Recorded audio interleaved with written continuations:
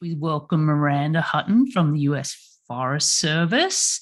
Miranda is the Urban and Community Forestry Manager for Pacific Southwest, I believe so. I get confused with my geography sometimes because you include the Pacific Islands and places out near almost my home country out there near Australia, so very close to there, and all the way back, including Hawaii, where she's actually at the moment. And with that, Miranda, I'm going to throw it to you and you can dive right in. And we're almost at 100. Come on, everyone's coming on. All right. Wow. Okay. Well, that's great. Thank you for the introduction, Deb. And thank you everybody for joining this presentation. Let me just get my presentation up just real quick. Give me a second.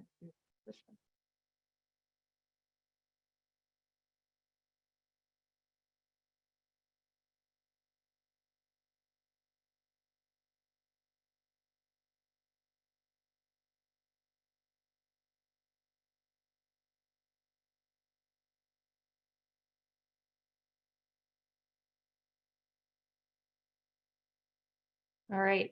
Can someone give me a thumbs up or reaction to make sure that they can see my PowerPoint? Your PowerPoint's visible. All right. Thanks, Deb. Well, hey, good afternoon, everyone, or good morning, depending on where you are. My name is Miranda Hutten, and as Deb mentioned, I work for the U.S. Forest Service Southwest region. The goal of this webinar today is to give you an overview of this really brand new program, Notice of Funding Opportunity through the Urban and Community Forestry Program. A couple caveats is, I didn't write this, I didn't have a development, and I'm not kind of the decision maker in this particular opportunity, merely one of many messengers, and I saw it at the same time you all did, which was April 12th. And so I'm going to try to answer as many questions as I can, but I may not be able to answer all of your questions because I want to make sure that I provide the correct answer, not the answer according to Miranda. But we're going to leave plenty of time for questions and hypotheticals, and I'm also willing to stay on a little later if needed to make sure that we answer all of those questions that we can. All right, so let's get started. I know I recognize a lot of the names on this panelist list, but there's some I don't recognize. And so what I would like to do is just really briefly talk a little bit about the Urban and Community Forestry Program in the Pacific Southwest region. And then I'm going to just roll straight on into talking about what everybody wants to hear about, which is the Notice of Funding Opportunity. Note that I call it the NOFO. That's the acronym I use. I'm going to try not to do that, but if you catch me, that's what it stands for. And I also have a tendency to use the other acronym of the Inflation Reduction Act and calling it IRA. So I'm giving you the acronyms right at the front because I have a tendency to use them a fair bit. I'm going to talk a little bit about the guidelines, match waivers, how it's going to be evaluated, and a little bit about the timeline of when to expect kind of the applications to come in and to hear results.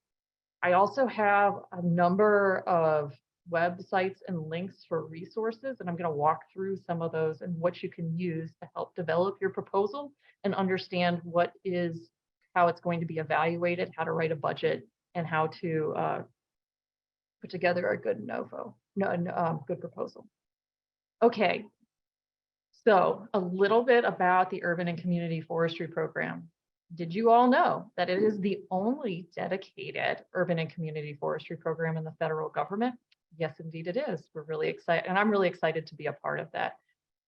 We work primarily in partnerships with our states, our nonprofits, communities, and with the goal of maximizing the benefits that trees provide in these urban and community settings.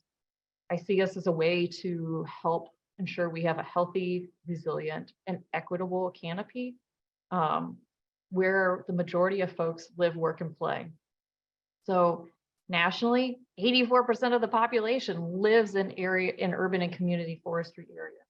But in our region, which this is kind of my view of the world when anybody asks, it's not kind of the mainland view of the world because this is my region. So it's higher than 84%. A whopping 91% on average live in urban and community spaces across all of these. In the The work that I do not only covers California, which I'll be focusing on here today, but also Hawaii and our Pacific affiliated islands.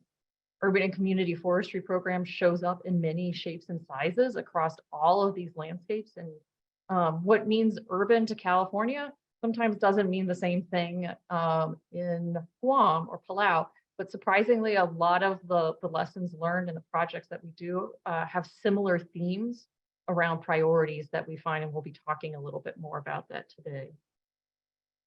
I also want to just mention that the Urban and Community Forestry is a Justice 40 program. You probably saw that in the Notice of Funding Opportunity, and some folks haven't heard about this before, so I just wanted to make sure that I reiterated that as a Justice 40 program, no matter what funding we're coming out with, whether it's coming out of this Notice of Funding Opportunity or general authorities, 40% of the benefits must directly benefit disadvantaged communities.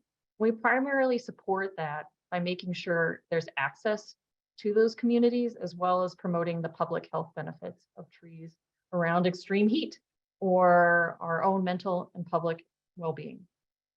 All right, enough about the program. Let's get into the meat of this, where everybody's really interested to hear, which is about the Inflation Reduction Act. A couple key things just to kind of big picture. $1.5 billion is available. Yes, that's a B, not an M, billion. And we have 10 years to spend it or until we've spent it down. So this funding will no longer be available to us to utilize after September 30th, 2031. And the funds are broadly to be used for tree planted and related activities. Yes, I will be explaining some examples of what that means a little bit later. But there was a strong emphasis in this legislation, and in particular for our funding in the Inflation Reduction Act, IRA, for working with underserved populations and disadvantaged communities. And I'll talk a little bit more about that. The Notice of Funding Opportunity, your first opportunity to really, as all of our external partners, to go after this funding was released April 12th. You saw it when I did. And I was amazed that the proposal was as short as it was, because usually these RFPs are around 40 pages, but they've done a really good job of kind of summarizing this into what I would say 10 pages or less. And so it's not quite as long reading as maybe some of you are used to in these RFPs. I have links throughout this PowerPoint to all the documents and things I'm talking about, including this Notice of Funding Opportunity. Deb will kindly be throwing them into the chat at the end, but this PowerPoint will be made available. I'll make sure to send it to Nancy and Deb, so you can also directly access these links as well. A few fun facts about that notice that came out April 12th. You can ask for proposals between 100,000 and 50 million. So small groups to large groups can apply for this. You can have more than one proposal or be in a partner on more than one proposal. There is no limit on the number of asks that number of proposals you can submit as an entity or as a partnering entity. You have 5 years to spend this funding if awarded. What that means is you have a grant that's open for 5 years and you have to complete all of the work. What I tell partners that are especially new to grants and grants writing is to think about what you want to do for 3, maybe 4 years, and give yourself some space and time to allow for uncontrollable things to happen to delay the work that you're wanting to do. I think all of us have a really good example in COVID, changing how we do work and delaying a lot of the work that we did. Sometimes things are out of our control. And so I would just suggest, think about when you're writing your proposal, how you're going to get things done on time. And in particular, your first year of work is going to be really important to highlight in your proposal, because I think the reviewers will be looking for what you can achieve, particularly in the first year. You have 7 pages to convey all of the great things you would like to do with these IRA funds. You should use your words wisely, and we can talk a little bit about advice of kind of the language and terminology based on who's going to be reviewing this in a little bit. But just remember, think succinctly, because you have to provide a lot of content you want to make sure you provide the best content in those 7 pages. Who's eligible to apply? A lot of folks are eligible to apply. State government entities like CAL FIRE, but also other government entities like your Department of Education in the state can apply to this funding as well too. Local government entities, cities, counties, City of LA can apply, the County of LA can apply. They're eligible for this funding. District of Columbia, and as well as government and insular areas. I know some of you work here in California, but also are thinking about proposals that encompass more than just the state. So do know that all of our territories, islands, and Pacific affiliated islands are eligible for this notice of funding opportunity. Federally recognized tribes are also eligible, and tribal organizations. Nonprofit organizations are eligible as well. Public and state controlled institutions of higher education. Think about land grant institutions, your UC system is eligible. These are potential partners you might want to think about bringing in as well. And we can talk a little bit about that later.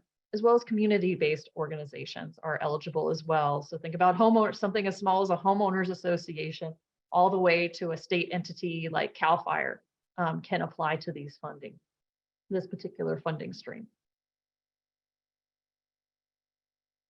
What types of activities are eligible? It's pretty broad, right? What that previous slide said, tree-related activities. And so what I thought to do was to provide a few examples of what I've been hearing, as well as what our national office has been hearing as project ideas that are totally acceptable for this notice of funding opportunity and frankly encouraged, right? We really have a lot of the classical tree planting, planning, management activities available for you to be funded for in this notice of funding opportunity. Particularly around enhancing and expanding equitable urban tree canopy cover as well. And with this funding, often people ask, well, Miranda, I would like to plant a tree, but is there funding to maintain it, to water it? And the answer is yes, for 5 years within the grant. So please make sure to think through your projects, depending on what you're going to be doing or asking for, to make sure that you've budgeted for that full suite of activities you'd like to do. Here's some more examples of some eligible activities. I've heard a lot of questions about, can we do work to make our cities more climate resilient? And the answer is yes. And one example that came in is storm preparedness and how we do planning and managing around severe storms or natural disasters. That is a totally acceptable proposal for this notice of funding opportunity. But I also want to switch and just say there is a lot of emphasis as well on building capacity in our people, not just our natural resource. So if you're all interested in making sure there's training experiences available, job opportunities, higher education scholarship opportunities, I think about that in particular for our Pacific Island folks who don't have necessarily great access to a lot of these training events and activities because they're all on the mainland. These are opportunities for you to apply and get funding to sponsor those different types of activities. And last but not least, I threw this one is in here about invasive pests. You are allowed, I get a lot of questions, can this funding cover tree removal? And the answer is yes, in invasive species pest removal. However, a word of caution across all of these is I think a successful proposal will have little elements of maybe multiples of these bullets. So we're not just removing invasive pests, we're thinking and planning about restoring that watershed or that street or that park with climate resilient tree species or engaging workforce training events around invasive species removals in urban settings. So think about how you can weave and connect these different bullets together to create a competitive proposal. What is not eligible for funding? Basic research. I get a lot of questions of what is basic research. Think about what you read about in a peer-reviewed article journal. That's what we're talking about right there. You're doing some sort of scientific discovery with that kind of work. It's really not eligible for this particular funding. But I would say on the flip side, the funding is available to share your work with target audiences. So think about if you do have research interests that you can use this funding to create a whole campaign about how to share that information and implement that information on the ground. Land acquisition. We are not in the funding of buying or lands or conservation easements with this funding. There is some really great programs in the U.S. Forest Service that can do that, but this isn't one of them. Funding cannot go to startup business, to small business startups. They're not an eligible entity. And we are not allowing equipment purchases with this notice of funding opportunity. In the federal context, federal equipment is defined as any item bought that's cost over $5,000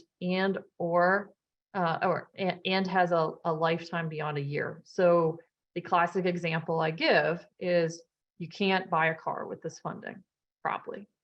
I don't know of too many folks that are getting work vehicles for under 5,000, but sometimes that's the case. But typically, you're not purchasing cars with this funding. But you can lease a car that falls under this and kind of meets that $5,000 threshold. So think about ways around that if you have interest in purchasing some larger equipment as part of your proposal. Last but not least, we will not be funding any kind of instruction or infrastructure improvements. We will not pave roads or build buildings with this funding. There's a really exhaustive list, I believe, of eligible activities and uses on our FAQ page, but I wanted to highlight these big ones because they seem to be pretty common questions that I'm hearing about. The other question I get is private lands. So the NOFO states that funds are encouraged on publicly accessible lands. The reason behind this is we're a public institution and we are here to serve the public good. So the funding streams really have to show a public benefit to the work that we do. And one of the ways we ensure that is to make sure that a lot of our work is done on publicly accessible land. However, we also recognize that some of the major canopy gains that we need to make in order to have tree benefits accrued across all of our communities needs to happen on private lands as well to grow that canopy. And so there is an opportunity for you to provide a proposal that works on private lands, but because we have this public good ethos as part of the Forest Service, you really need to think about how you're going to ensure that the work that you do lasts. I give a couple of examples here. This is not an exhaustive list of how you might be able to do that, particularly with landowners or residents. But do know that if you're writing a proposal and you have an inkling that you might be giving funding to a private landowner or working on private lands, make sure you acknowledge that somewhere in there that you saw that this private land requirement and have some ideas about how you're going to overcome that. Reporting requirements. This is pretty typical. We have semi-annual reporting of both progress and your financial status. The progress reports typically follow deliverables that you have outlined in your proposal that you're planning to deliver on. And the financial report is actually a standardized form called the SF425 that you would need to fill out. And it's really important to keep up with this reporting if you do receive funding, because if you are overdue with these, your program manager, the person who monitors your grant from the Forest Service, hands will be tied. They cannot reimburse any of the activities until the progress report and financial report are in and approved. And they cannot do advances either. Not on this slide, but I'll say it verbally. Reimbursements and advances are available with this notice of funding opportunity. At this point, my understanding is we're allowed to give 30-day advances for funds. And we're allowed to do reimbursement requests as part of this proposal. Subgrant opportunities. A lot of you on this call maybe are umbrella organizations or working on behalf of a city and want to do subgranting as part of, or subcontracting as part of subgranting, subawarding, granting or contracting as part of this work. They have made a requirement in the notice of funding opportunity that 80% of whatever you subaward needs to be competitively awarded. You need to be able to come up with some sort of rubric to identify how you're going to select those competitive groups, or those groups competitively, excuse me. You don't need to have the whole entire rubric in the proposal, but I would suggest making sure you somehow highlight the criteria you might be using if you choose to go down this path. The proposal states that any grant in this that's awarded in this proposal must be matched dollar for dollar. So for every dollar you put in or we put in, you need to find a dollar of match. This can come in many different forms. It can come in cash, it can come in kind, it can come in volunteer hours. All of these things are permissible under the UCF authority. And there's no right or wrong way, I would say, to do this. People who have match in cash are not looked at any differently as people who are bringing volunteer hours as match. Both are acceptable. However, if you are working in a disadvantaged community, you are 100 and you're providing, your proposal covers 100% of that benefit, all those benefits go to that disadvantaged community, you are allowed to ask for a match waiver. This is huge, I think, for a lot of our partners. Match can be really hard to accumulate and track. And so this is kind of something we heard from a number of our partners across the board, and it's something we're providing as part of this notice of funding opportunity. What do we define as disadvantaged community? Great question. There in the notice of funding opportunity, it highlights a couple of national tools that are available that have been pre-selected by the leadership in the Washington office as tools you can use to see if your proposal is covered under a disadvantaged community status. One example of this is the CJUST tool, or the Climate and Economic Justice Environmental Economic Justice Screening Tool put on by CEQ, but there's also two national tools, the EJ Atlas and the EJ Screen tool, that are both developed by the EPA. The NOFO specifically encourages you to use those three tools, but also says other government tools that define disadvantaged are available as well. And in the case of not so much California, but my other Pacific islands, none of those tools really cover our islands. And so what I did was I've actually put together a match waiver guide just for Region 5 partners, and includes California. And it highlights all these kind of pre-approved tools that you might be able to use to justify waiving match in the work that you're doing. If you have a tool that's not in that list, there is an email that I'll have at the end that you should definitely go and email them ahead of time and see if that is government data that they might pre-approve. I'm getting a lot of questions about that, and I am not the person who's making that decision. And so you should really, I encourage you, if you're looking at other data outside of what is in the notice of funding opportunity or this match waiver guide that I've put together, to go directly to the source and email them and ask. Because what I don't want to have happen, and I'm sure you don't want to have happen either, is you ask for a match waiver and you're using justification that maybe wasn't what they were thinking would be a good justification. So how will proposals be highlighted? Okay, so this is just straight from the notice of funding opportunity. I'm not going to go into great detail here because I think it's explanatory, but I am going to give some tips, particularly around this alignment. If you have not already, please take a look at your Justice 40 10-year action plan, or the Justice 40 statement, your state forest action plan, and the 10-year National Urban and Community Forestry Plan. Don't make it hard for the reviewers to realize that you are working towards these priority goals in these documents. What I suggest is citing them where it makes sense in your proposal to make sure that they know that you know that these are priorities. If you get my drift here. The California State Forest Action Plan, I have links and hyperlinks to that at the end.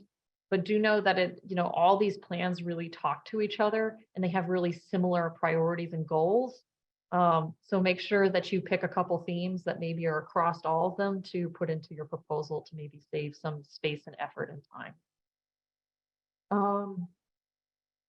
The other thing I would just say is really do think about capability and capacity when you're filling out your proposal.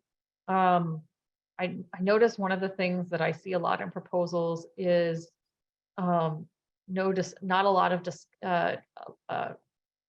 actually, let me take that back. Let me give you an example. I've had a proposal come in where they were just asking for supplies, and I had to come back to them and said, I really don't understand how you're going to do any of this. And they said, oh, well, we have all of this capacity already hired under different funding that's going to create these products and projects. As a reviewer of the proposal, I don't know that. And it's really hard for me to pick that up unless you spell that out, that you are dedicating staff that maybe isn't in your budget proposal to do that work. So just a word of caution for those that are maybe funding this project from different resources, make sure you talk to the bigger picture and identify in your budget table what you're actually asking for funding for. So it's very clear that you have capacity and capability to do the work that you're doing.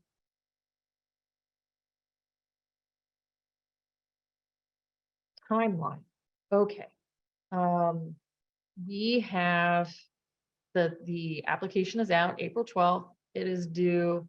Oh, I didn't change this. Sorry, folks. This is Pacific Standard Time, 8:59 Pacific Standard Time. Note that the closing date is in Eastern Standard Time, so we've got a little less time than, say, our Eastern counterparts to get this in. Don't wait till midnight. And the announcements will be made sometime this fall. Originally, I had heard in August, and then on a recent webinar, I heard in October. So I'm putting fall here to cover my bases, that it'll happen sometime between August and October. How to apply. Okay. In order to apply, one of the requirements I want to first just point out, beyond the 7-page proposal, that's just a really important one to know about, is you have to identify yourself as an eligible entity on sam.gov. This is not a Forest Service thing. This is a federal government thing. I like to jokingly say it's basically to make sure your organization's not the mafia and you've paid your taxes, right? So this is our verification system to do that. If you have never had a federal grant and you are looking to get a SAMS ID and you think you might be applying to this, go on today and get in the queue. They say an average of 45 days it takes to get registered for them to process this.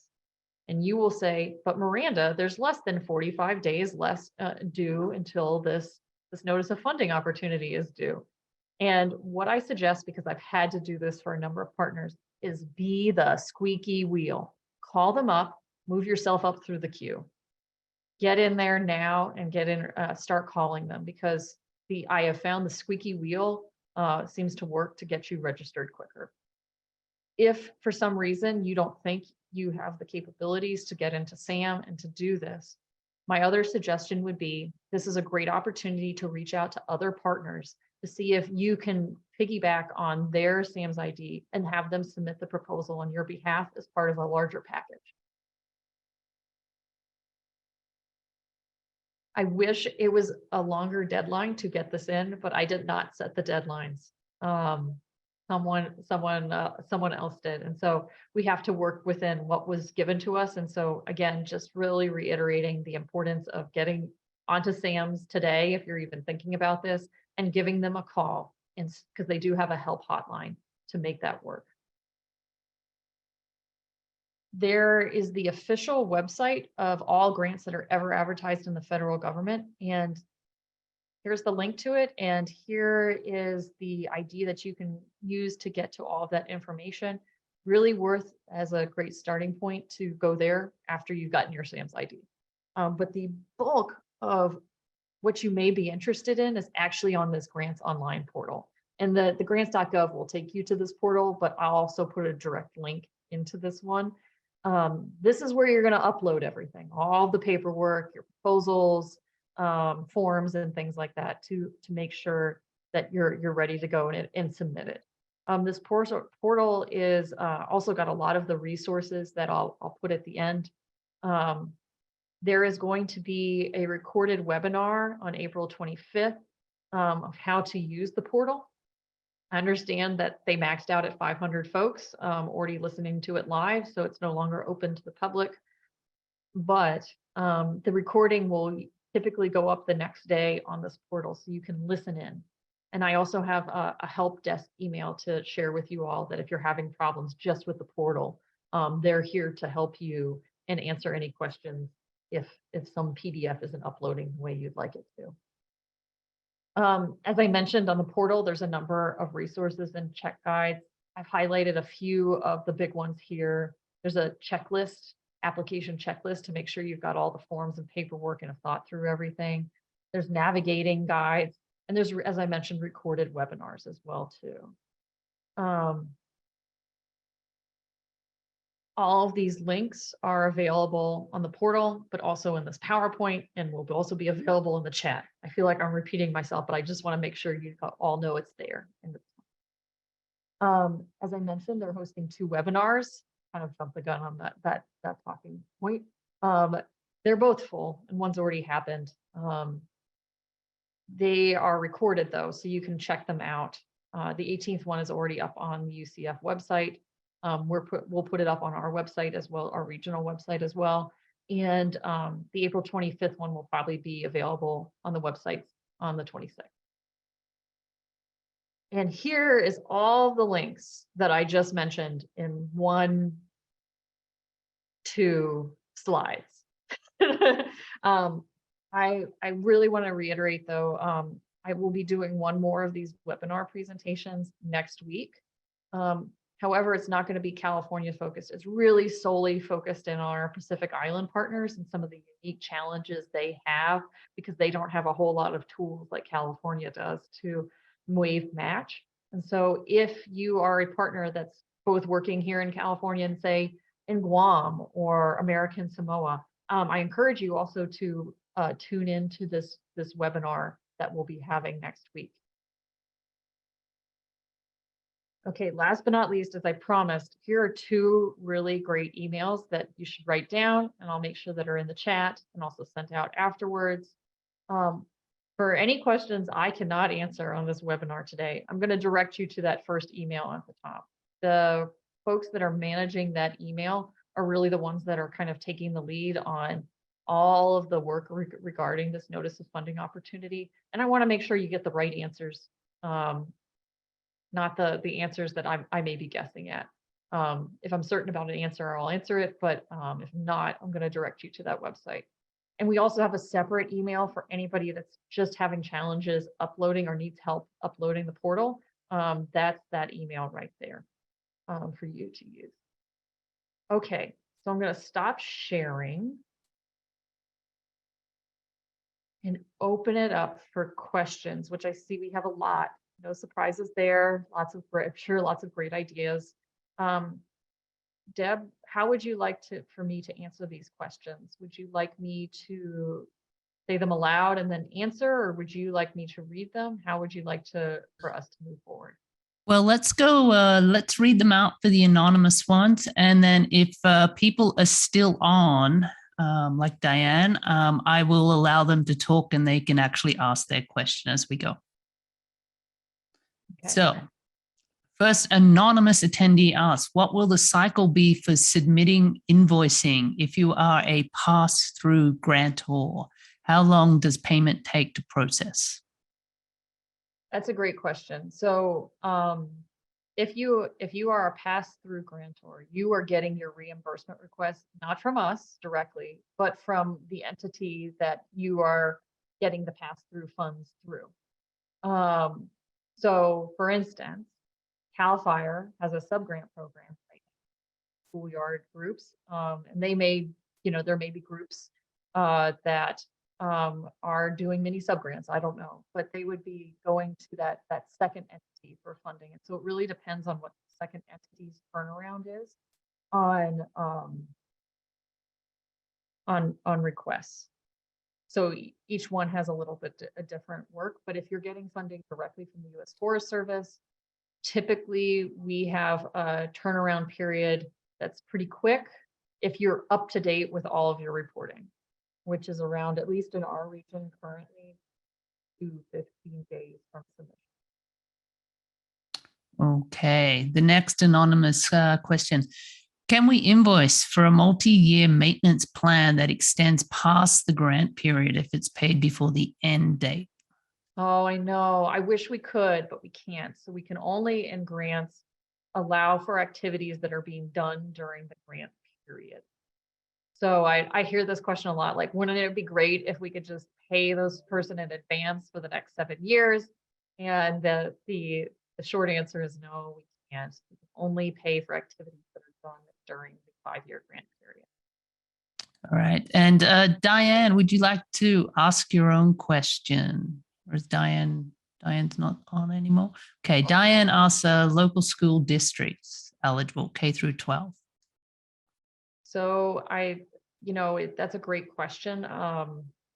My understanding is that if you have a nonprofit associated with your local school districts, or you qualify as a public or higher institution, you are eligible. Okay, our next question. Isaac, if you're on and would like to ask your question. Sure. Can you hear me? Yep. Yes. So my question was along the lines of a previous question. Can this grant cover something that's over the 5-year period, such as a larger scale master plan? And the progress for this can still be shown in the 12-month mark, but may not be completed in 5 years. Yeah, that's a nuanced question, right? So I think you just got to be clear about what your deliverables are in the 5-year mark, right? So if you say, I am going to create a master plan and it's going to take us more than 5 years, the reviewers are going to kind of question that. But what you could say instead is, this master plan will take more than 5 years, but we have these critical sub deliverables that we would like to use the proposal to get us to. Unfortunately, again, activities beyond that 5-year mark are not eligible for this proposal. And so I would just kind of make sure in your proposal, if that's something you're thinking about, really identifying why it's so critical to have fund these different steps along the way to get to your master plan, but noting that you can't really use the master plan as the deliverable, because it'll be happening outside of the 5-year period. Got it. Thank you. Okay, Heidi Britt, if you're on, do you want to ask your question? Sure, thank you. Thanks for hosting this. This has been very informative.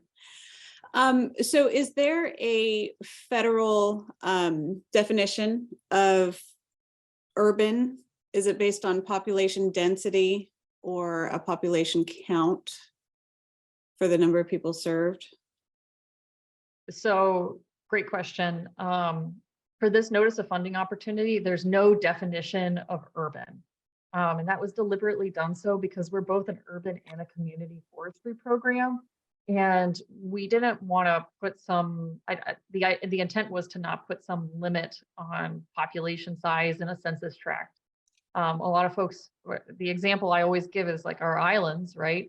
The communities are small, but they identify as urban, right? In their work, but maybe that wouldn't identify as urban in California. And so they've deliberately left it open and really just focused in on eligible lands. And so I've gotten a lot of questions from smaller communities saying if they're asking if they are eligible, and the answer is yes. How the notice of funding opportunity is defined, yes, they are. Okay, Heidi, you had a follow-up question too further down. Do you want to ask that one as well? Sure. Yeah. So it's related to rural communities. And so since there's no definition for urban, probably what I would think would be interesting is to focus on the total number of people served. And a lot of times the rural communities in California are considered underserved under certain definitions. And there's a strong move towards resilient communities, particularly for wildfire and pests, like tree mortality in those areas. And so would capacity building for resilient communities be something that would qualify? And is there, since there's limitations to working on private land, which is a lot of the need of these communities, would you recommend a way to incorporate that? So a couple questions there folded in there. And so let me see if I can piece them out. And if I don't answer all of your, call me out if I miss something. But I heard, can we work on climate resilience and capacity building? The answer is yes. Again, we're a tree organization, right? So be creative about how you're thinking about climate resilience, right? It's got to have this lens that makes sense for our program. So think about how you're building that. And I know the devil's in the details, right? We're at a question session and we don't have time to dive into that, but kind of think about who the reviewers are a little bit, and who this organization is. We have a really broad authority here, but it doesn't cover everything. And you mentioned also working in rural areas. Take a look at those screening tools in the waiver guide that I provide. It covers both urban and rural areas, and it might be a really good tool. And you're absolutely right. They light rural areas, and particularly just all of California lights up like a 4th of July fireworks display Right. on these tools. And so I think there's a lot of work. I think there's a lot of opportunities to weave in information from those tools into your proposal to make sure the folks understand what you're trying to do and who's the people that are benefiting from it. You didn't ask this, but I'm going to also say, when you're writing these proposals, think about who is going to review them. It's not going to be me. It's not probably going to be someone who knows a lot about California's particular issues or Hawaii's or Pacific Islands. Write to someone that pretend that they have never visited California. Help them understand your unique and special situation in your proposal. I know that's a tall ask, a big ask in 7 pages, but I have found the proposals that are often more successful in these competitive activities take the time. Okay, our next question is from Matt. Matt, would you like to go ahead? Sure. One of the things we have been trying to work on is expanding our tree nursery. So I work for a municipality, and we've been growing trees to plant in our community.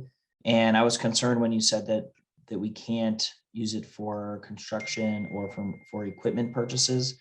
So do you think that expanding a tree nursery project would not be allowed? It depends on what you're asking for in expanding a tree nursery project, right? Are we asking about shade cloth, or are we asking that you're going to be throwing down a new building to expand it? And is it expanding meaning higher production? I think you just need to think about looking up the definition of construction in our OMB guide will make it hopefully a little clearer on what that means. But as it stands, the way we've gotten around this, I would say out on our islands, is we've gotten certain supplies available to help enhance the nursery, but the actual construction of the nursery, like putting the beams in the ground or the steel, building the actual building for the nursery, we did not pay.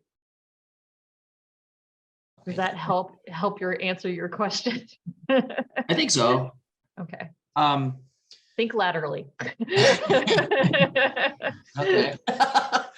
Could I follow that up a little bit with, we're trying to, with capital improvement projects in our city, we're trying to incorporate trees into those projects. And so the construction, not funding a construction project gives me some pause there as well. But if it's specifically funding for expansion of tree canopy as a part of those projects, do you think that would be allowable? I'm going to say this. If you have very specific examples of what you're talking about, send them to that general email that I had at the end of my PowerPoint, so you get assurances of those answers. What I'm afraid to say is, yes, in general, this is the case, but I don't want to, because there are nuances to each circumstance. Like, as I said, like nursery construction can mean a whole lot of things to different people. It could mean something as simple as buying some tables or building a whole new building for a nursery. And so if you have very specific examples of what you're thinking what might happen, send them to that email listserv and make sure you get the answers that you need. Awesome. Thank you. Sorry to punt that question, but I don't want to give you the wrong answer. Okay, thank you. Yeah. All right, our next one is from an anonymous attendee. Is irrigation considered infrastructure if you have to connect a park to a water main about 1/4 mile away? Is the Irrigation considered infrastructure? Again, I'm going to say that you need to provide that shared email inbox a little more information to help me out here, because is it I assume being buried in the ground? What is it temporary versus permanent? I would suggest asking some questions, getting a little more detail there to understand, because generally, but not always, infrastructure means digging into the ground, but there's exceptions to the rule, right? Obviously, we dig into the ground to plant trees, but they're not considered construction. So there's some little bit of nuances there. So I would suggest asking that question to the shared email inbox. Sorry, I can't answer that. And then Katie. Thank you. I have a question that's very similar to those that were asked. It's all about what is going to be eligible within, within planting trees. So can concrete cuts be eligible, or is that still an infrastructure ineligibility? And the concrete cuts are just like removing the squares from the sidewalk, so you have the planting space for the trees. I do have an answer to this one because it's very specific, right? Mm-hmm. The answer is yes, because we already beautiful. We're great. You're good. Thank you so much. But it's very specific like that. I can answer it because we've come across that. So. All right, another anonymous one, back to more around what's covered. Wondering why we have to lease larger equipment, not cars, but a way to get trees to the field. The fire folks give vehicles all the time, so I know there should be an approval mechanism. Why waste money on a lease, a lack of a permanent resource? So I can tell you why. It's the rules across the federal government for applying to funds is that any purchase over $5,000 requires a lot more tracking and a lot more paperwork and a lot more activities on the partner side. And we made the call that we will not be purchasing anything over $5,000 with this funding. Okay. Sarah Davis. I have two questions. Back to the infrastructure question, of course. Would something like a Silva cell be eligible? And number two, can this be used for large tree maintenance? Second one, large tree maintenance, yes. Silva cells. I think I'm going to punt that one and say you have to ask the shared inbox, because I need some more context there. Are you planting trees as part of a larger project and putting these in? It's hard for me sometimes to conceptualize just buying them themselves, probably not. But as part of a larger project where you're doing tree planting, I think that would probably be okay. Again, meeting that equipment rule, right? If purchasing one single item on that is over $5,000, you run into that issue. But it would be materials. Yep. Purchasing one thing over five, I get it. It's confusing. It's confusing to me too, but this is the rules of the game, which is any single purchase of one item over $5,000 is considered equipment, not supplies. So I don't know how much Silva cells cost. This is part of my issue. I don't know how much one piece of them costs. And so I just wanted to caution you that it seems like something that might be a little pricey. So keep that in mind. Okay. So Isaac, you had another question. Yeah, so this question related to disadvantaged community status, but you kind of answered that just by giving us tools like with the Region 5 thing. So I think that question was answered. I think that one's answered. Okay, great. Thanks. Okay. Kesley, hold on. Have I got you set up here? All right. Kelsey, sorry. Kelsey Jessup, would you like to come on and ask a question? Sure. Can you hear me okay? Yes, we can. Great. Thanks. Hi, Miranda. Thanks for this presentation. My question is around, you mentioned research not being applicable, and I'm wondering if there's like a way to frame some type of research or just information gathering if it's part of the decision-making process for the activities proposed. Yeah, and so great question. It's that difference between pure research versus applied research. And what I'll say is, if you're doing applied research, like what you just said, which is I am gathering information to make a decision, a management decision or an activity that's or that type of work, it's considered applied, not pure. And so you can be eligible for this proposal to do that type of work, but pure research in and of itself is not eligible. Okay, I'm actually going to jump to Kathy Wolf, as she had a similar question. So go ahead, Kathleen, sorry. Hi, Miranda, hello, and thanks for the webinar here. As a scientist, basic research is, of course, very deep and across multiple topics, but I think applied research, given that this is $1.5 billion, some level of understanding what's happening, how effective implementation of different things might be. So following up on that last question, is there room for, if you will, research being framed as evaluation or assessment, enabling then possible partnerships with a different skill set and people who are dedicated to greening for equity and diversity? I think so, Kathy, and it's good to see you, by the way, or good to hear you, by the way. And we've got a lot of savvy and smart partners here, right, that have had to navigate this work before. There is room for planning and management decision making in this funding, and I think there's absolutely a role that research can help us do in that work. I think the SMART proposals will make sure that they weave kind of the full circle of work together, right? Not just the research, but the execution and planning, or how it helps inform the management decisions. And as part of their proposal, they'll make sure that they have partners either signing on or writing recommendation letters saying, yes, I will use this research. I will use this work, and it will inform decisions. Again, assume that the people that are going to be reviewing this may or may not have a strong research background, may or may not know the role that research can play. So make sure you highlight the applied aspects and the evaluative aspects that you just mentioned, Kathy, is the work that you can do, and connect it to target audiences.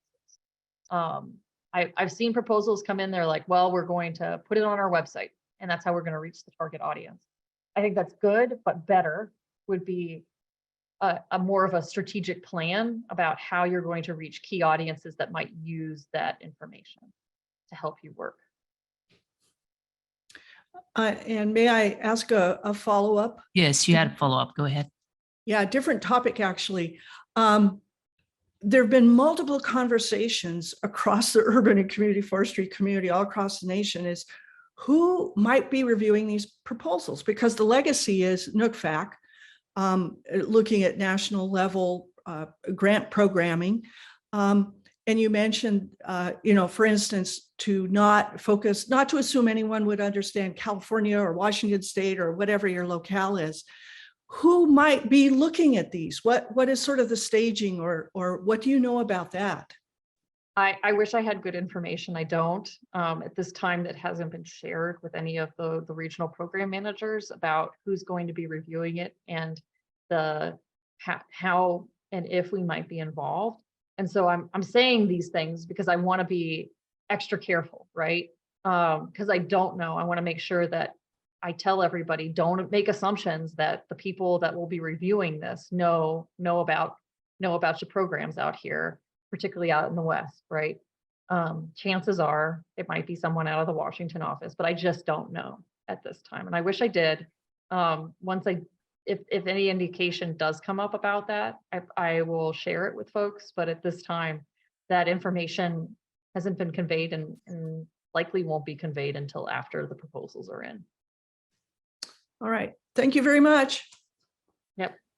All right. This one's from Travis Beck, but I don't see him online anymore. So if tree planting includes alteration of hardscape, such as sidewalk cutting, drainage improvements, or creating suspended pavement over routing areas, are those eligible expenses or excluded as construction improvements? So the planting of trees is not considered a construction project, and the things that you may have to do to around the soil to plant that tree are considered not a construction. But I would say that a proposal that comes in and all the money just is going to 100% to just concrete removal may not be the strongest proposal out there. Mm-hmm. And then Ian from Planet Geo. Hi, Miranda. Great job. Hi, Ian. Just a couple questions. One I typed in was about software. We have a lot of people ask us about needing a tool to map and manage or share with volunteers. I assume that's included. Do you have a recommendation on the wording, or so that we avoid any situation where it might be not eligible? Again, the only thing I would hesitate is making sure if your partners are reaching out to you, make sure you make it clear that they can't buy software beyond the 5-year limit of the grant.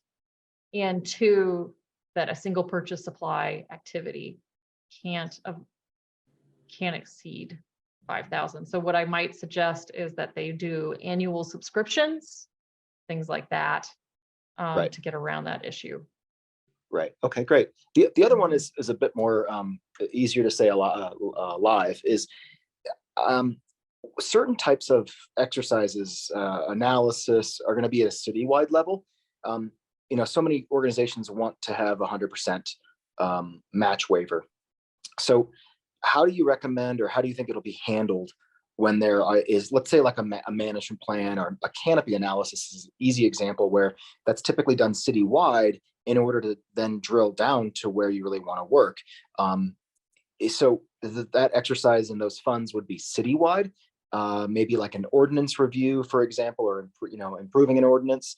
And then the actual on the ground work, whether it's job creation, planting, maintenance, etc., would be in the disadvantaged areas. How do you think that will be handled from a match standpoint?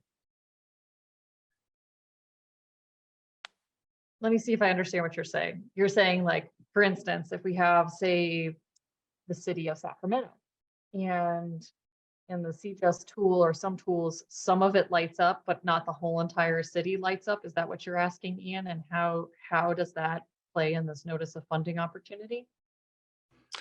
Let me say it this way. So let's say it's $100,000 project and 50,000 is for data analysis, reporting, to really prioritize where you're going to work and which partners and organizations. And then 50,000 is just planting for simplicity.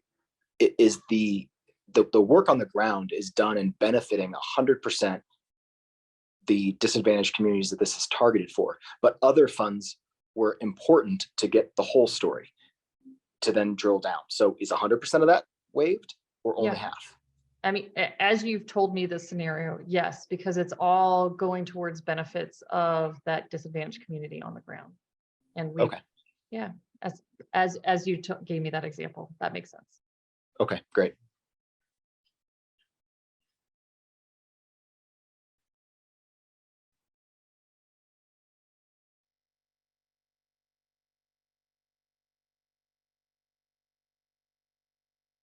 Oop. So let me just keep going here. I think we lost Deb for a minute.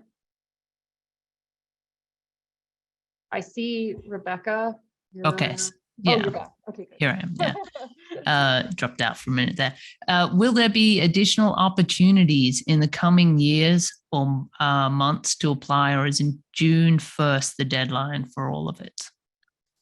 According to the website and the notice of funding opportunity, the expectation is that there will be multiple funding rounds. I do not know, though, what those funding rounds are going to look like or their size. And so, again, take the bird in the hand for what it is right now. And if you think you're eligible and have a good project, apply now. Okay. From an anonymous attendee, what type of tree data is required for reporting? Tree species, GPS locations, greenhouse gas calculations, etc. At this time, that information has not been conveyed to me about exactly what reporting requirements are, but generally for our progress reports, we have requirements about progress towards identified deliverables in your proposal. And there may be some tracking around tree plantings in regards to canopy increases across the landscape. So I'm not saying no, we haven't been given a good answer about that one yet. And then Cayenne, if you want to come on, ask your question. Hi, Cayenne. Hi, thanks, Miranda.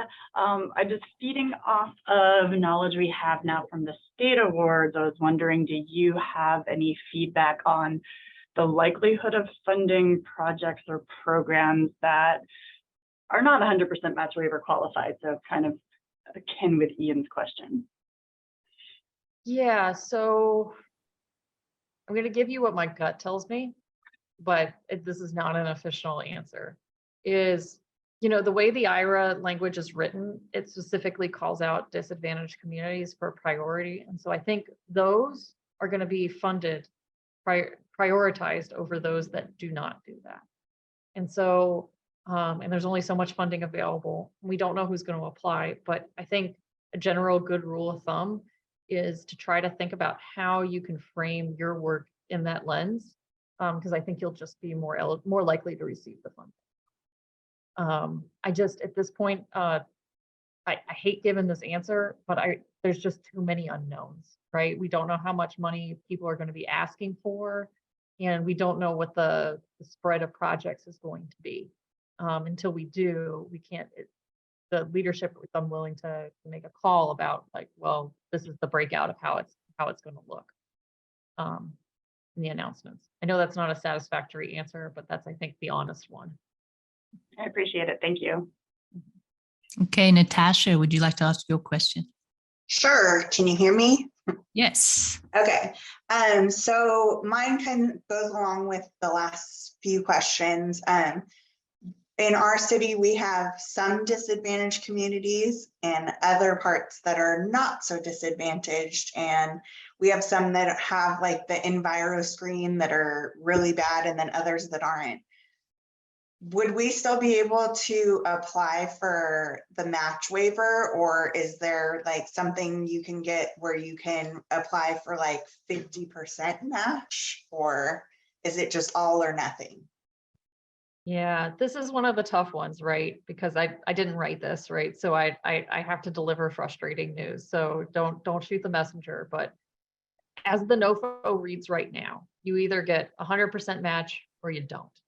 And so if you were covering, say, 2 communities and one doesn't light up as a disadvantaged and one does, it really means that your project is not delivering 100% of the benefits to that disadvantaged community. On the flip side, though, you mentioned that maybe this other community that doesn't light up maybe has some other indicators that might help you say to the proposal folks that, hey, this it didn't light up, but look, it's got some things that we think would justify asking the waiver to make it status. In that case, Natasha, I would really just encourage you to send that idea to the shared inbox, so you have some certainty of how they're going to answer that question for you. There might be a chance where they say, yep, hey, yeah, that makes total sense to us. But what I don't want you to do is to guess, put in the proposal, and then hear afterwards that, nope, that wasn't even something they were considering. Right. Okay. Thank you. And this one's from an anonymous attendee as well. For sub-grantors who will be asking for proposals and can't predict the percentage of DAC locations, will partial match waiver be available? As the NOFO is written right now, no. Okay, there we go. David, if you'd like to ask your question.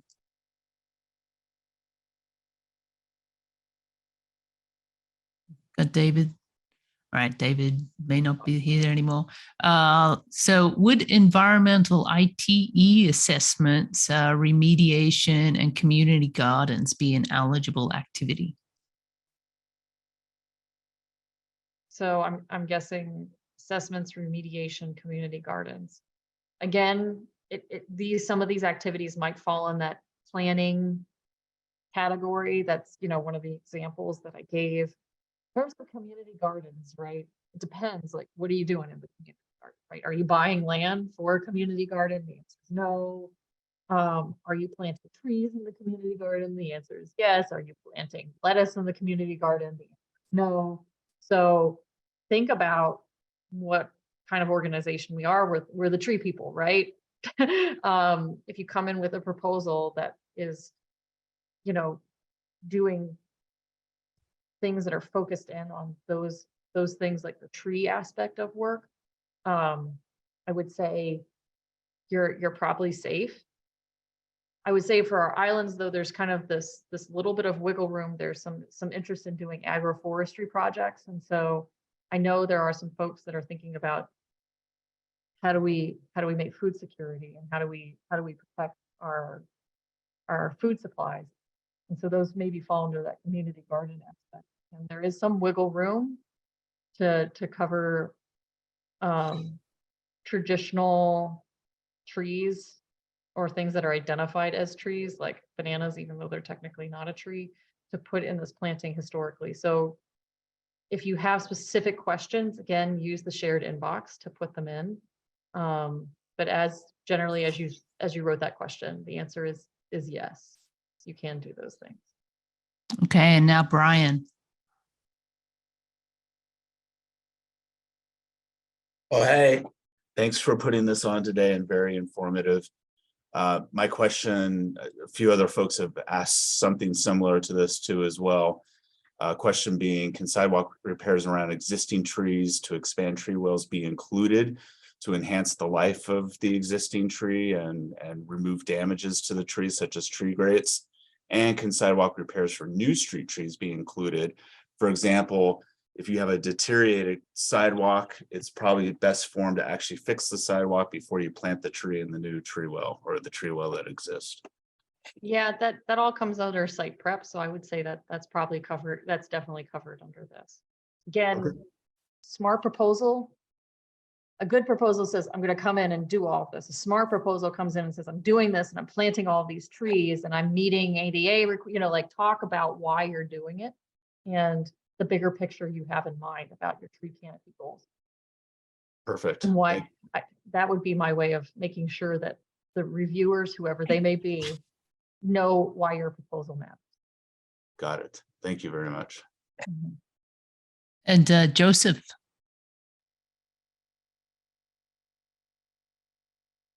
Joseph, are you there? You had a couple of questions. No? Oh, and I can see the question. It's asking if they're understoring shrubs, wildflowers, and grasses. And the answer is, I wish I could say yes, but we are the tree folks. So the answer is no. How it's been written in the past is we've got to focus in on the tree planting. So you will need to find match for some of that other stuff or find other resources. Okay, and William Wolf. Yeah, you were asked a question earlier about Silva cells, and there's a project that's going to be in the downtown of my community that they're going to be tearing out the concrete sidewalks and replacing, putting trees in there. And we're hoping that we'll be able to get a grant for Silva cells for the 10-block stretch that they're doing. Because that wasn't part of the original Department of Transportation proposal. Are we going to be able to buy Silva cells for them to use as part of their 10-block project? If it falls within the requirements of not being an equipment cost, right?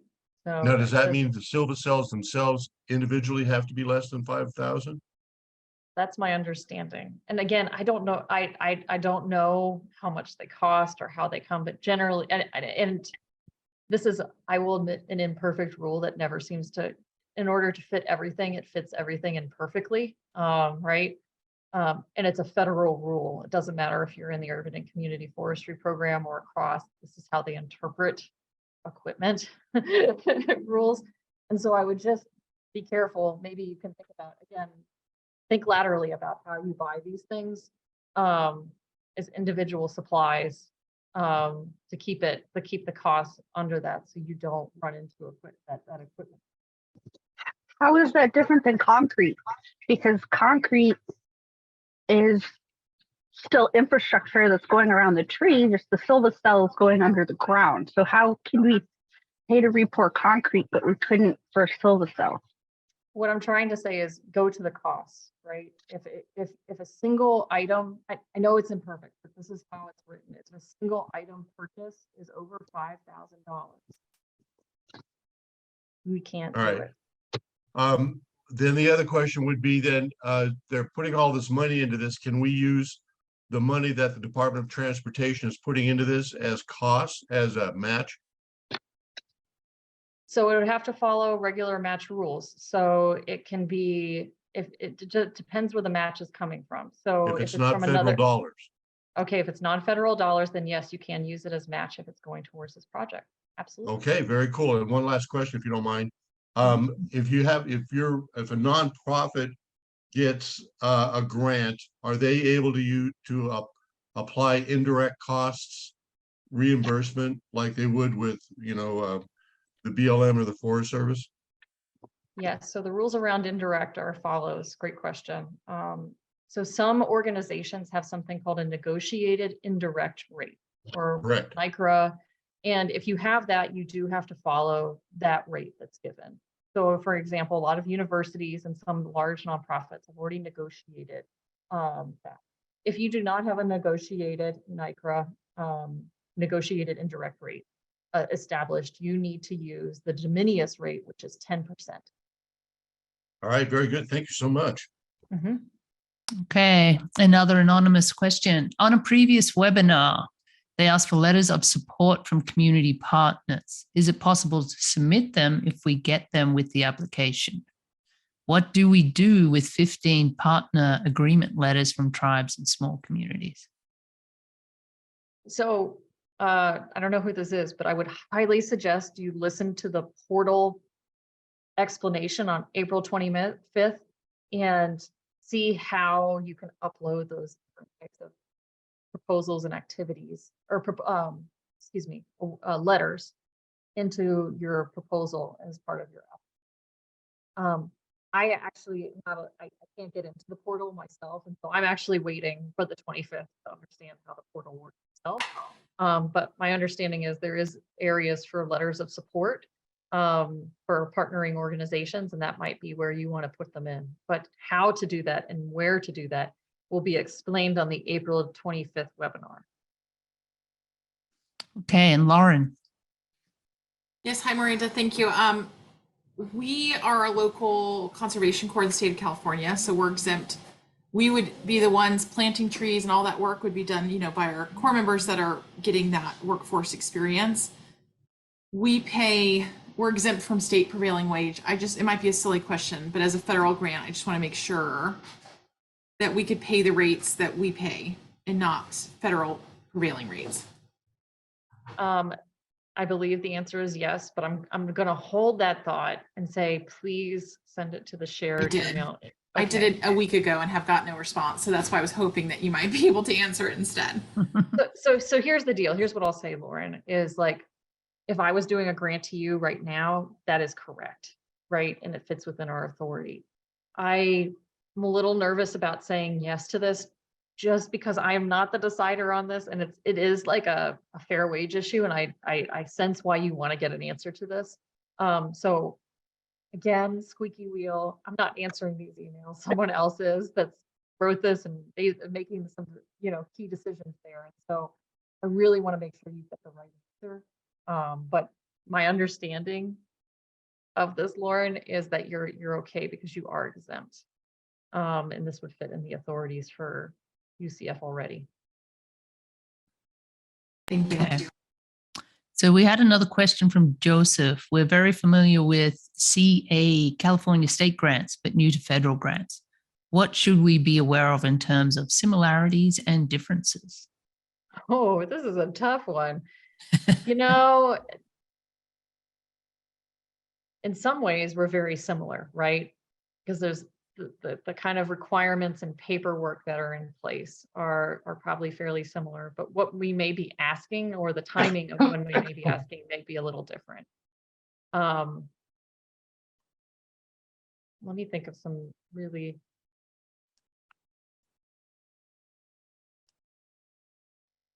So I would say it would behoove anyone who is looking for the difference between processing and understanding rules and regulations between the California state grants and our grants to take a look at the OMB Circular 200, which is one of those major links that I have in the PowerPoint, to make sure you understand all the rules of the road.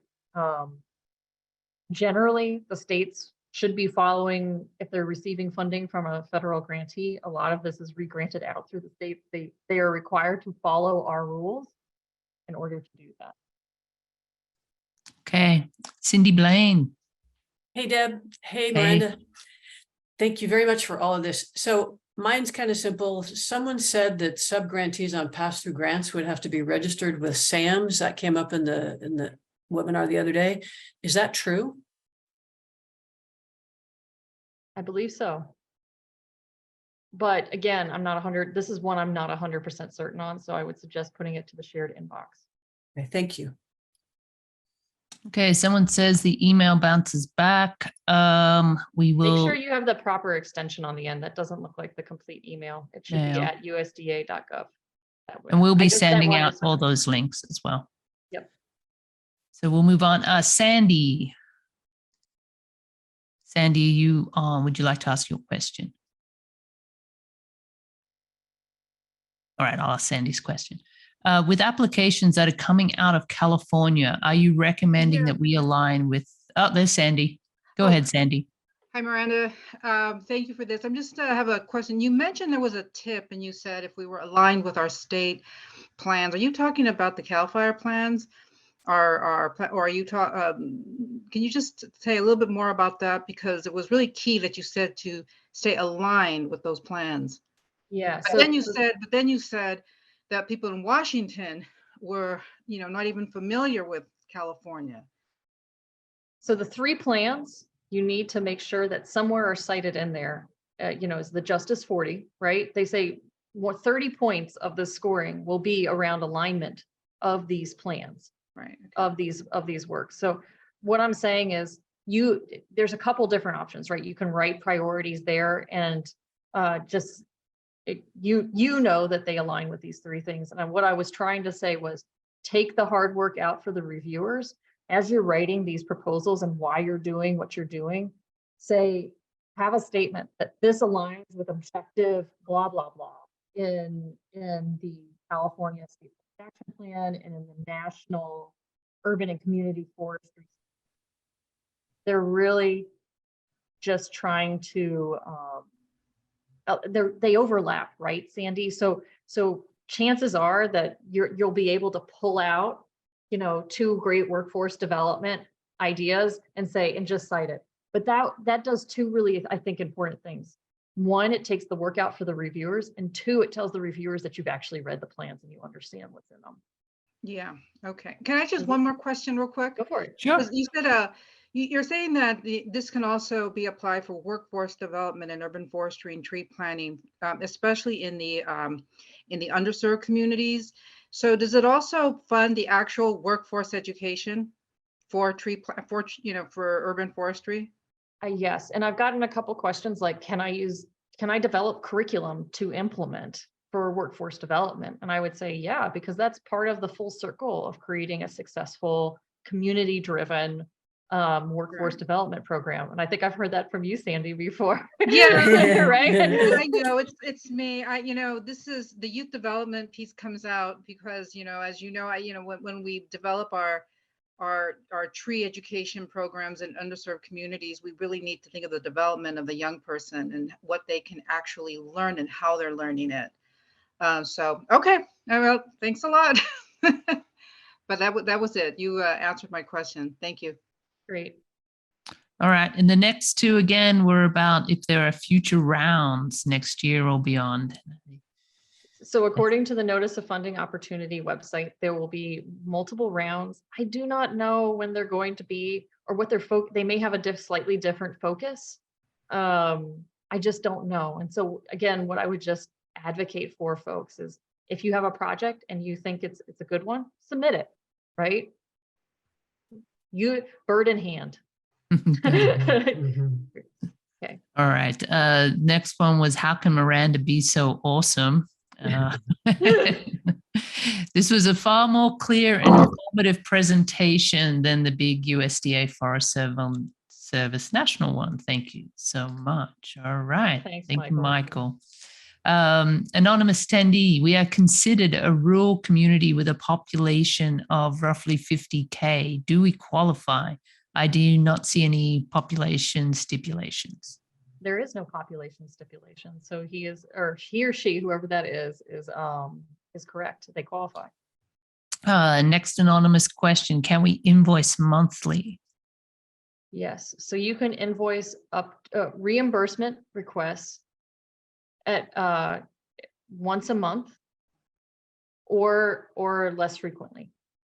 And I will say as a program manager, if there's help you're needing, like, hey, I really need to submit a reimbursement request twice this month, I would say 95% of the program managers are accommodating of that. It's when it becomes a trend that we physically just can't keep up with it if everybody asks us to do that. So I believe the rules in the OMB circular officially are you can invoice it monthly. Okay. For the next anonymous question, for organizations that are partnering on an application together, does one need to be a subaward or can they both be co-grantees? If one needs to be a subaward, do you need to meet the 80% competitive award in this situation? I'm thinking of a city and county partnering together or something similar. I was waiting for this question. I'm going to be honest. I put this question into the shared inbox myself. And the answer I got was yes, it does need to be part of the 80/20 award. And no, only one person can apply at this time. I don't know if they're going to change. They may create some flexibility on this. They may not. But as the NOFO is written right now, sorry to say that makes that kind of partnering thing a challenge. I get that. And so the one other suggestion I would have is there is no limit on the number of proposals you can submit.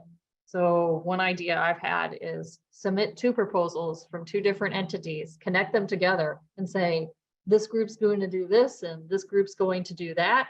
And these are connective, and that's how we're working to make sure that we get this product to the ground. I know it's an inelegant solution to a very real problem, but at this time, that's the only one I've got, unfortunately, to help you make that work. Okay. Holly, if you would like to come on, you've got a few questions. Yes, thank you. Well, a similar kind of rural community question, but I think that's all been picked up. But this rural community is kind of in the startup process. They were burned in a fire and they're trying to rebuild their tree canopy. So they're doing some master planning, some inventory. So, you know, they're building their program. Should they apply and have the first year be building the program, but the actual tree planting might be years 2 through 5? Or is it better to wait for a future round? That's a good one. So this is a judgment call, and I'm just gonna give you my opinion on this one because there's no right or wrong way to do this. But I think if I was a reviewer, and I saw that there was some things in there that were deliverables in time, as opposed to just one thing to do, I might understand the picture better about the impact you're going to have. And it also opens up the conversation for, say they come to you and they say, well, you asked for $1 million, but we only were willing to give you 500,000. Phase this. And so then you have in your back pocket already something set up to say, well, yes, actually we could phase it. We could come in for this, and then later on we could come in for another funding. I would, if I were in your shoes, I would try to make sure you put together the complete package.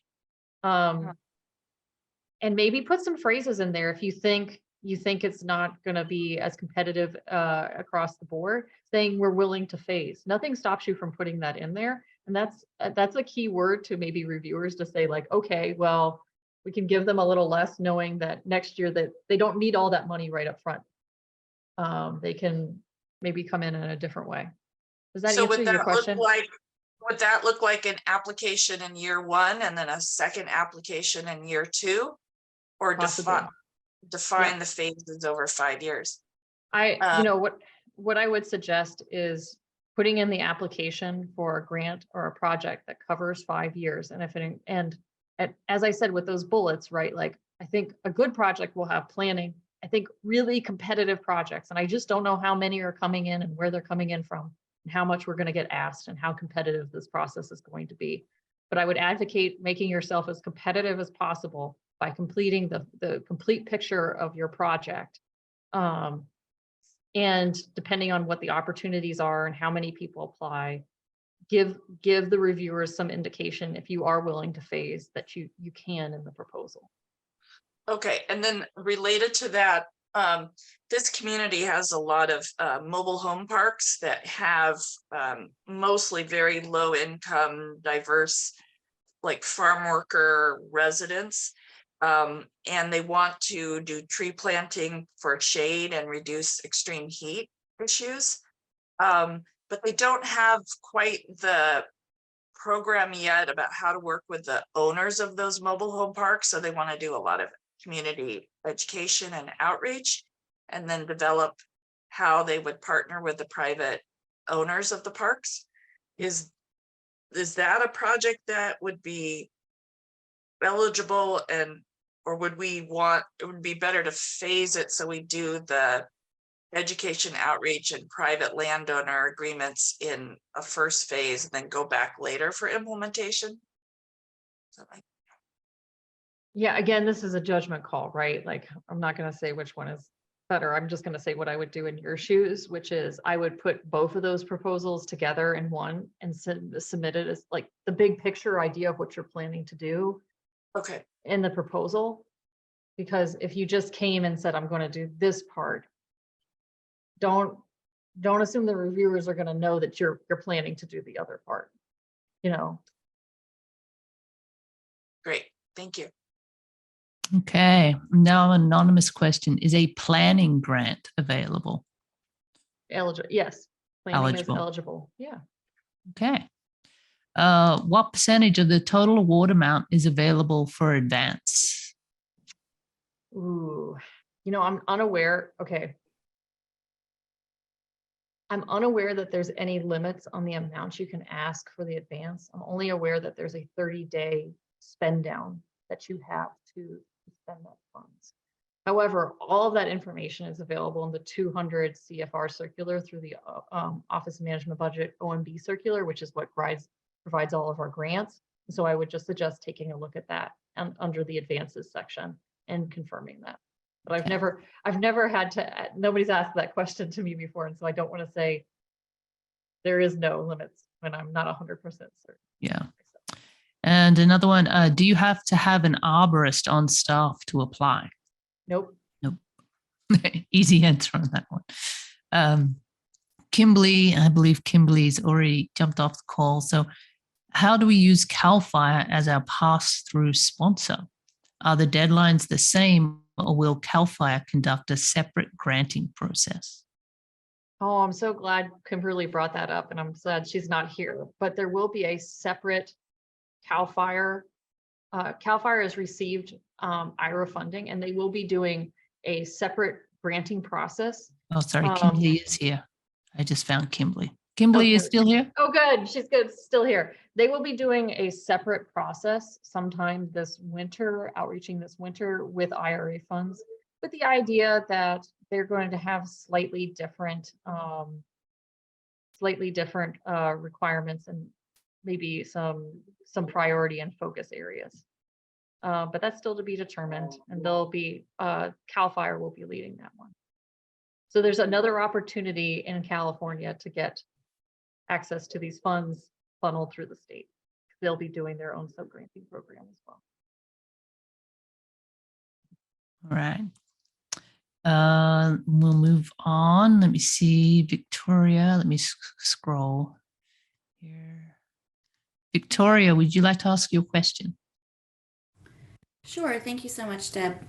My question is, if we're reporting twice a year and invoicing as needed, how much information is required to come along with that invoice request? I know with CAL FIRE, we do, GHG calculations and GPS data for each individual tree. So in trying to put together a pass-through budget with projects that I can't predict, and trying to predict the amount of staff time it would take to provide reporting and not knowing what those reporting requirements are, I'm just wondering how onerous is the process, and will we know what the reporting requirements will be before the grant applications are due? Okay, so I can tell you what it is within our region, but this does vary right across regions.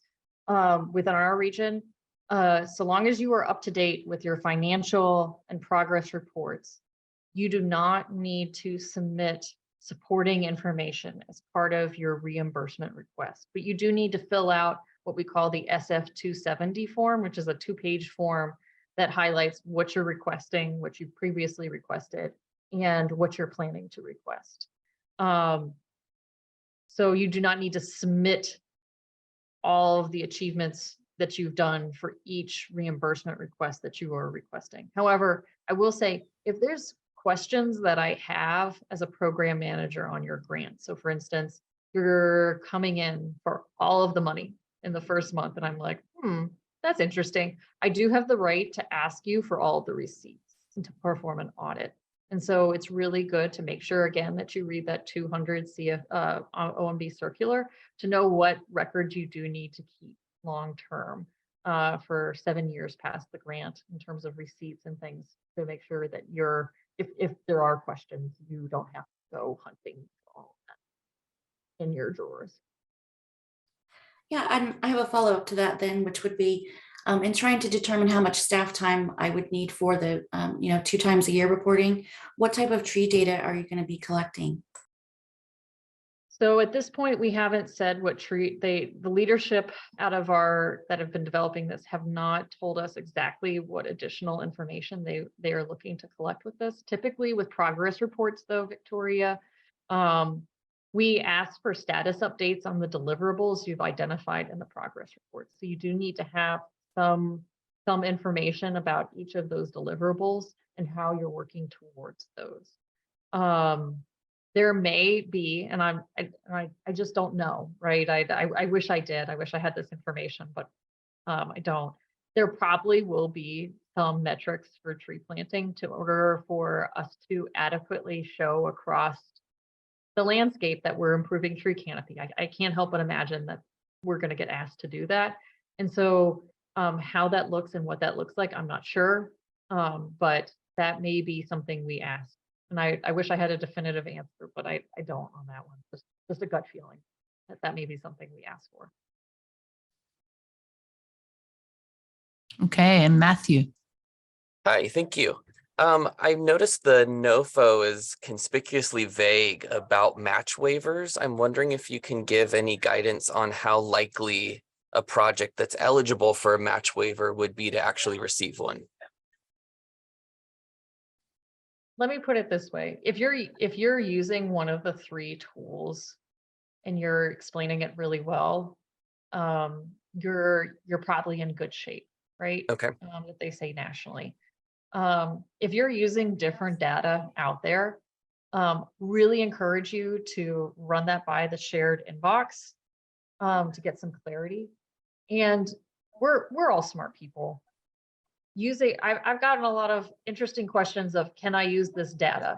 And the data had really nothing to do with environmental justice, tree canopy, building capacity, people issues. And if the data doesn't hold up to the red face test, i.e. it's not federal government, it's not government derived. And I would aim for federal government derived data when you're doing this. You may not have as much certainty that you're going to get the match. Okay. Great, thank you. All right, next question was, I came in late. This workshop be posted so I can review. Yes, it will be. We will be posting it. We'll probably send the link out tomorrow. Oh, we've got someone. Let me see. Hold on. All right, there we go. Next question. Ayatundi, is that you? Sorry if I've butchered your name there, but come on and ask your question and tell me how to pronounce your name properly. It's Iatunde. Thank you. Iatunde. Thank you. Hi, how are you? I'm in Long Beach. I'm with the Earth Lodge Center for Transformation, and we are a small nonprofit that sits on a private residence. We do healing justice and environmental justice here. But we sit on about 10,000 square feet of land and have over 25 trees that we're working with. And we're looking to expand our canopy. I'm concerned about a couple of things, and also thank you so much for answering all these questions very rigorously. So my first thing is around our eligibility as a private residence. We do weekly community events, hands on the land, different things. that's one in terms of access. And then my next question has to do with the timestamp and registration. I'm not familiar with that. This is all new to me. If you can, I didn't get any of the links that were put. And then my third question has to do with the fact that we have an arborist that has assessed all of our trees, and some are suffering, and there was a recommendation, for example, for our 50-year-old magnolia tree, which is a vital part of our tree canopy, but it sits under concrete. And I know the concrete question keeps coming up. And his recommendation was for us to remove the concrete so it could breathe. And if we don't, it won't, it may not survive. And so, yes, I would like to know if this is something that we could get funded for. Okay, so I think I can answer some of those questions. I may need a little more clarification on the timestamp one. I'm not sure which portal you're talking about there. But in terms of concrete removal, same, you know, it falls under the maintenance aspect of preserving our tree canopy, right? So I think a good project will be both growing our tree canopy and also maintaining the tree canopy that we got. And so making sure you weave that into your proposal application would be good. I'd also advocate for your first question about working on private property to really take a look at the FAQs that we say around if you're working on private land, make sure you have some mechanism in there or identify your own mechanism of how you're serving the public. So you mentioned how you have these events that are happening on the piece of land. Talk about how you've been doing this for a long period of time. Any MOU you have in place, guaranteeing that you're allowed to continue to do that work. Make it easy for the reviewers to see that you are providing a public good. Okay. Does that help? It does. There was just something about registration that you mentioned, and you said 45 days, and I was on the phone, like I was on the Zoom phone, so I couldn't exactly understand what you were saying. And I was just like, what do I need to do in 45 days? So that's whatever that is, I need to find out about it. Thank you very much. I appreciate it. No problem. Yeah, and what I was referring to is the SAMS.gov registration. Regardless of whether you're applying to a Forest Service grant or any other grant in the federal government, you are required, if you are receiving money in the form of a grant from the Forest Service, to have a SAMS registration. And as I said earlier, jokingly, it's to kind of make sure you're not the mafia and you paid your taxes.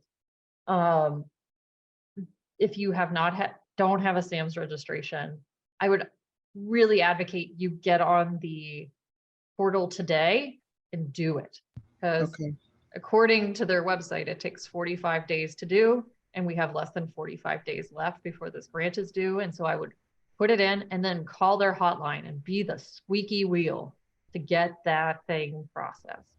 If you don't think you're going to be able to get it processed in time, you don't have all the kind of supporting paperwork to submit to get that SAMS ID. Again, I would really advocate for two things. One, partnering with another organization that does have a SAMS ID, or maybe delaying this proposal until the CAL FIRE funding comes out a little bit later this year. Okay, thank you very much. I really appreciate it. Nope, no problem. You could also think about partnering with another organization too. And if Cindy Blaine is still here, she could tell us a little about the Network for California Relief. That might actually be something you might want to look into. Cindy? No? Deb, can you hear me? Yes, okay. There you okay. are. Yes. Well, I absolutely agree with that. But my understanding from what Miranda said earlier was even if they partner with us because we're going to be doing sub-grants, that even the sub-grantees have to have that. But that would give you more time because we're not going to turn it around in 30 days after being awarded, if we're awarded, that would give people time to get their SAMS registration, because we probably wouldn't be putting ours out for a couple months. Does that make sense? Sounds like. I'd love to partner. So just go to californiarelief.org. Relief is spelled RELEAF, and we can talk. My number's on there. RELEAF? Yeah, like a leaf on the end, right? Yeah, tree. Okay. Thank you very much. Talk to you soon. Okay. Where are the tree people was a comment of Miranda May before, and someone said they loved that. So that one's an easy one to go. Vanessa, let me see. Hold on. Don't scroll. Oh, Vanessa's still here. Vanessa. Oh, I believe my question was answered about when the email would go out, since I was a little late. But thank you. This has been very informative, and I appreciate all of you sharing the different resources and connecting with the other organizations like Cal Relief and Cal Fire. Yes, we will try and get the recording out by the link for that with all the other links by the end of tomorrow for people. Deb and Miranda, this is Ian Hanau again. I have a quick clarifying question. Okay. So to what Cindy was just saying about other organizations applying not directly through the NOFO, but through a sub-award. I want to be clear if I'm talking to other folks. So I know other organizations like the Arbor Day Foundation or American Forests are likely going to be sub-grantors. Do you know if that's a standard that applies to any organization, not just California Relief, for example, but that any other city, for example, or nonprofit is going to, I mean, anybody who wants to apply directly to one of them is going to need to have a SAMS registration for any sub-grant. Do you know if that's the case? So that's the question came up a little earlier, Ian, and I believe the answer is yes. But again, I asked folks to put it into the shared inbox to confirm. But my understanding is yes. Huh. Yeah, that's new to me. I'm surprised knowing that Beatra and others just really want to get as many direct, sort of neighborhood level projects and get those dollars to those. It just seems like a hurdle that I'm surprised to hear. So, well, it's a federal rule around grants. So I think since this is a national competition, that may be coming to play. It may not be a Beatra decision, would be my guess. Sure. Fair enough. Yep. So what I would say is, again, I'm not 100% certain on that answer. So please put it into the shared email box. The ones that I'm 100% certain on, I'm trying to answer. And the ones that I don't know, because I'm not running this, you gotta ask the point of contact. Sorry. No worries. I can also ask Arbor Day and American Forests that they're gonna know. So, but that makes sense. Thank you. Okay, Dorothy. Hi, Dorothy. Dorothy's still here. Here I am. Okay. Hi, Miranda, good to see you. Hey. I just wanted to make sure I understood the $5,000 limit, specifically for concrete cutting. Would the $5,000 limit be applied to either contractual services or equipment rental to complete those tasks? So the way it is phrased is the purchase of a single item that lasts over, a year, that $5,000. So the services, my understanding is, would be exempt. So like paying of the people to lay the concrete, right? That's a service. But again, that physical supplies, you just gotta watch that Okay. number. Thank you. Okay. Our next anonymous question comes in for municipalities. Does the application have to include a city council resolution authorizing the pursuit of grant funding? This depends on what municipality you are in. Some municipalities have a requirement that in order to apply for federal funding and in order to move forward, that it has to be approved by the city council before they can even apply. If you live in a city or a county and you are under that rule, And this is just for city and county employees, not for the nonprofits and the community organizations. And you're planning to apply, you need to follow your own rules regarding how you apply.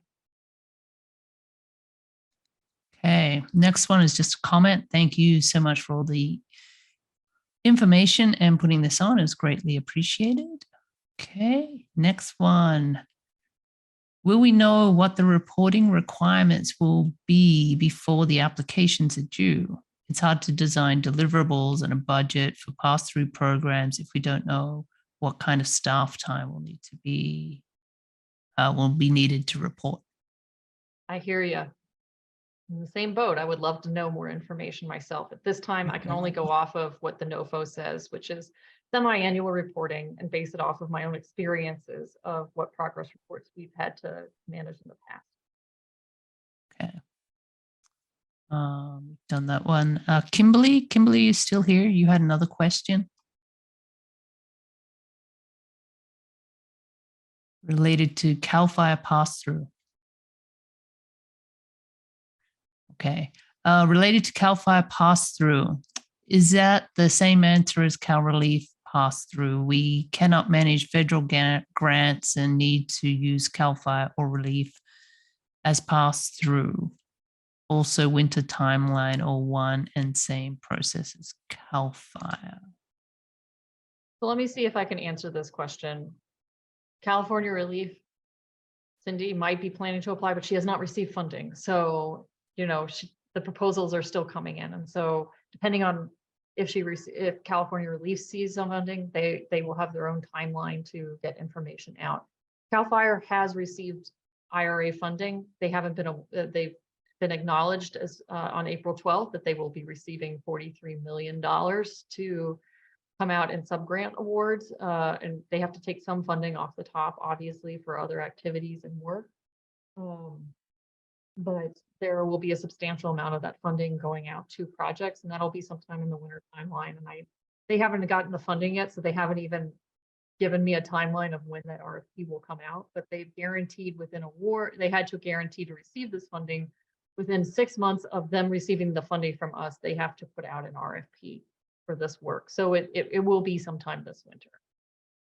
And the process will be possibly similar, but different because, right, it's a different agencies. They may have different timelines of how long the proposal will be open. Maybe it'll be a two-step process like they do with GGRF or did with CCI, Climate Change Investment Funding.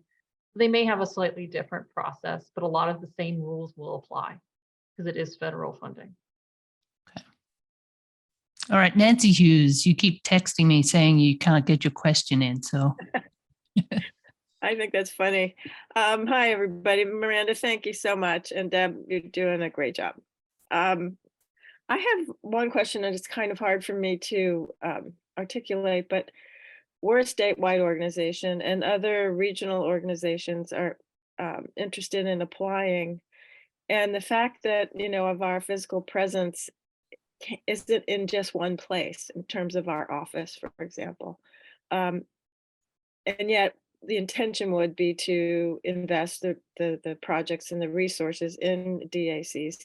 How does that get looked at? And then the other thing I heard you mention a while back is in terms of hiring staff.